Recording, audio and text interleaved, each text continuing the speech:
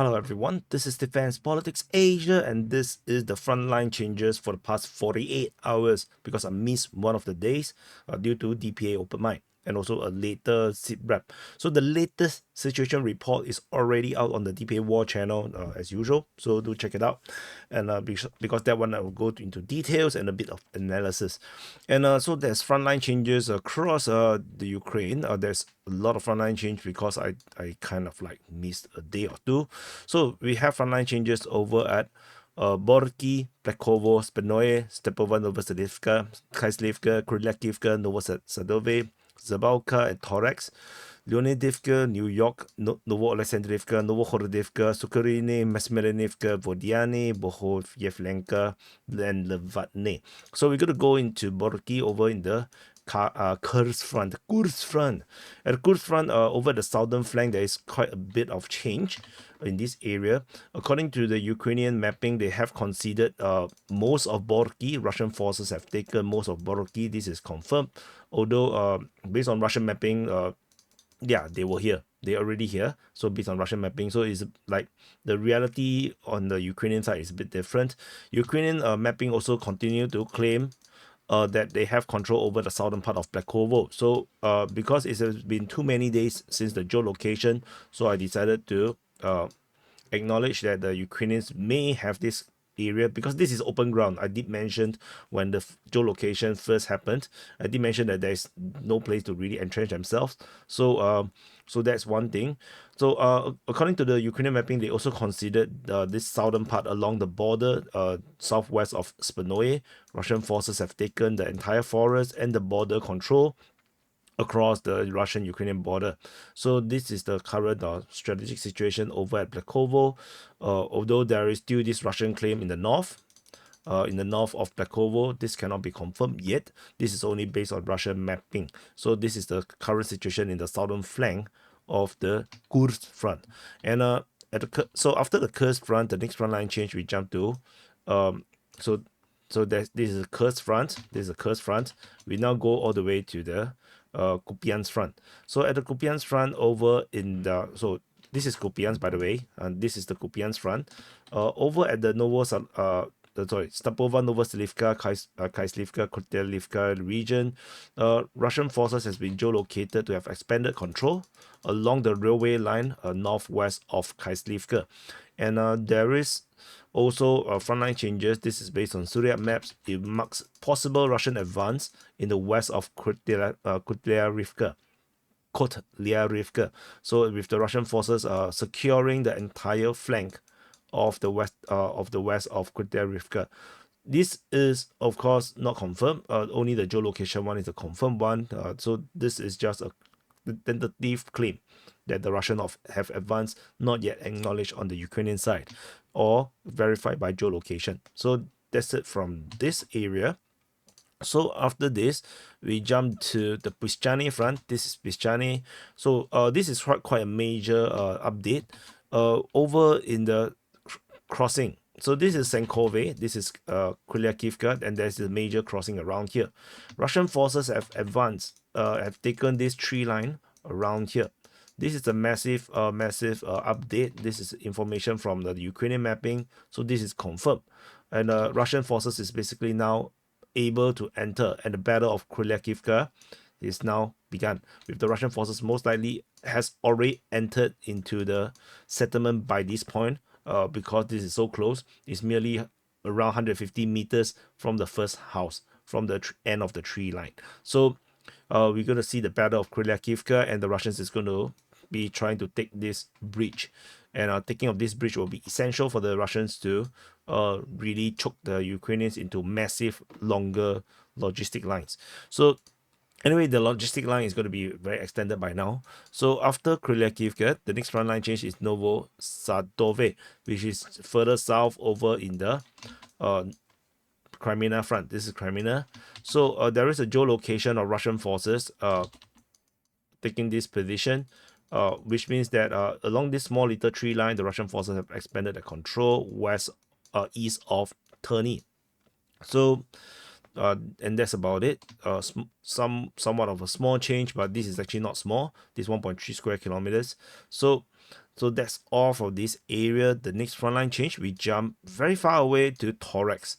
So at the New York front, there's quite a number of frontline change around here. So let's talk this part first. Okay, so at in this Nelipivka region, to Thorax, Russian forces have expanded a little bit of control around Zabalka, in this Zabalka district of the Thorax. So this is Zabalka. This is Zabalka. So, and then based on Surya Maps mapping, this is a neutral source. Russian forces may have captured more of the railway line on the eastern part of Leonidivka. This actually allows the Russian forces to secure most of the eastern side of Leonidivka.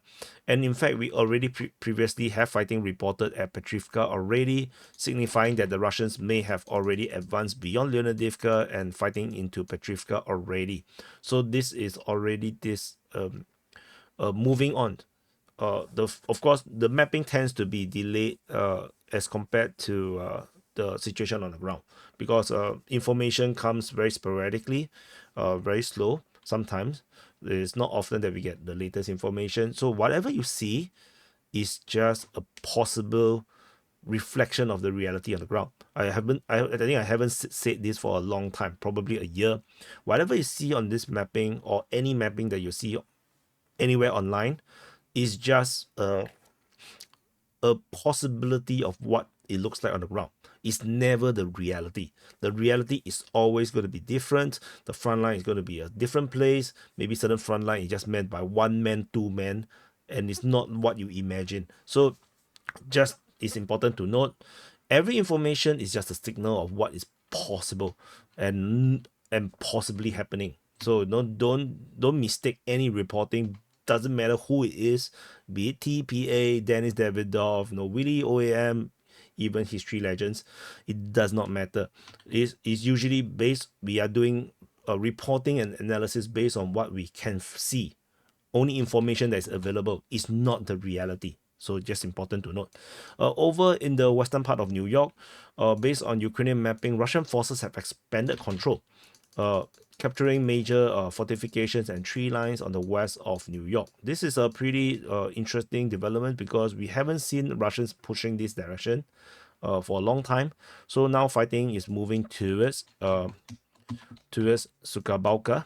So this is currently pushing, and there's a high chance that the Russians may just ignore Sukabalka and go to the rear position.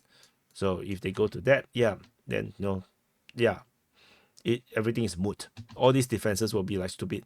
So anyway, after this area, we jump to Novo-Alexandrivka. Ukrainian mapping have acknowledged, they have basically acknowledged that the Russian mapping is correct, with the Russian forces taking most of the tree line around in the northeast of Novo-Alexandrivka. So yeah, small change. This is a small change. Doesn't really change anything for our side. And so over at the Pokrov front, there is major frontline changes on the west of Krasnaya and Krytia. So the Russian forces have captured the MKK, the Mykolaiivka, Krasnaya, Krytia, and actually have secured it with advances north of Novohorodivka. This is Novohorodivka. So the Russian forces have expanded this area here and are fully securing Krasnaya and Krytia.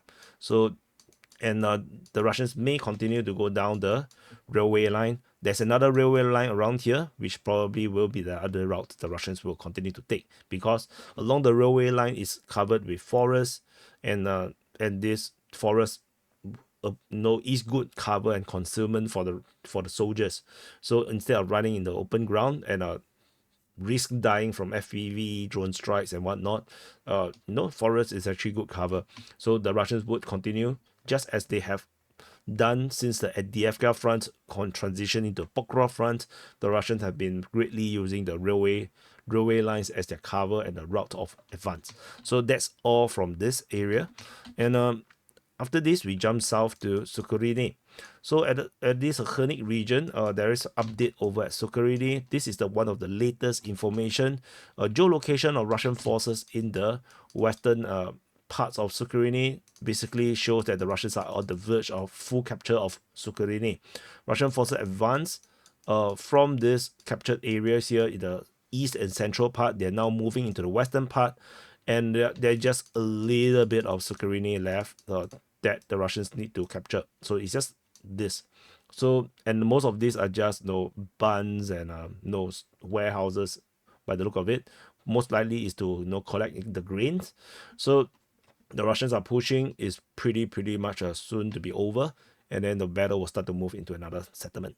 And after Sakharine, we go to Maximilianivka. So this is the Kurakove sector. This is Kurakove, the major stronghold and HQ of the Ukrainian armed forces. And over at Maximilianivka, there's some updates. Information is coming from Surya maps.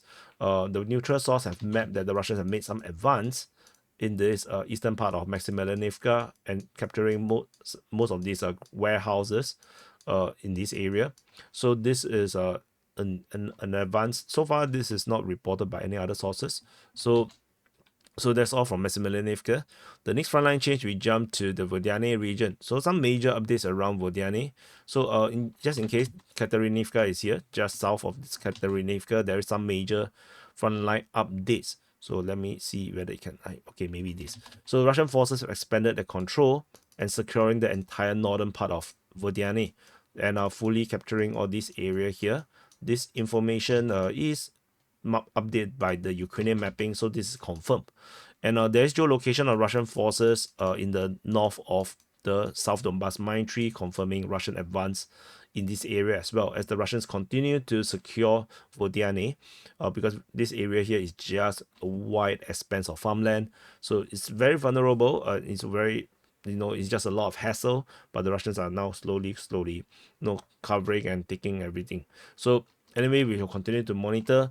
So, and we shall see how these continue to develop as the Russians have a lot of options, in strategically how do they want to play this, the next move.